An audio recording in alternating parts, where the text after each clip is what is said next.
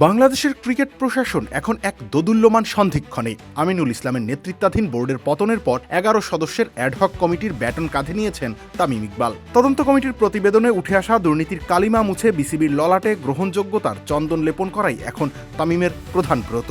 তবে মাঠের সবুজ ঘাসে রানের ফুলঝুরি ফোটানোর চেয়ে শেরে বাংলার এই শীতাতপ নিয়ন্ত্রিত কক্ষের সমীকরণ মেলানো যে ঢের কঠিন তা বলার অপেক্ষা রাখে না।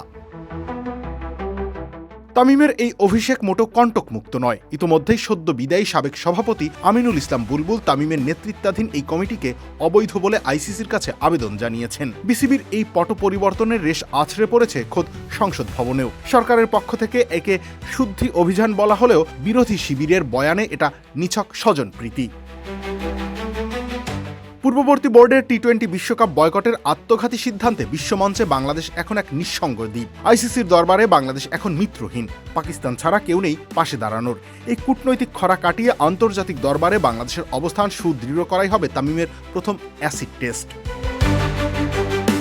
অন্যদিকে ঘরোয়া ক্রিকেটেরও এখন বেহাল দশা। বাংলাদেশের ঘরোয়া ক্রিকেটের নারী বলা হয় ঢাকা প্রিমিয়ার লিগ বা ডিপিএলকে, অথচ সেই লিগ এখন আইনি ও প্রশাসনিক জটিলতায় স্থবির। ক্লাবগুলোর লিগ বয়কটের কারণে ক্রিকেটারদের রুটি রুজি এখন বিপন্ন। একদা বিদ্রোহের ঝান্ডা হাতে রাজপথে নামা তামিম আজ নিজেই সেই সমাধানের সিংহাসনে।